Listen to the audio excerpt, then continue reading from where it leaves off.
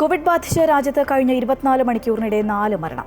3961 active കേസുകളാണ് നിലവിൽ രാജ്യത്തുള്ളത്. ഒമിക്രോണിന്റെ 2 പുതിയ വകഭേദങ്ങളാണ് നിലവിൽ രാജ്യത്ത് പടരുന്നത്.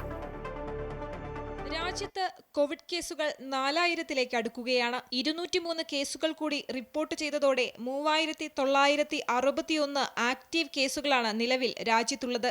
സംസ്ഥാനത്ത് ഈ വർഷം ഇതുവരെ കോവിഡ് ബാധിച്ച് 8 പേരാണ് മരിച്ചത്.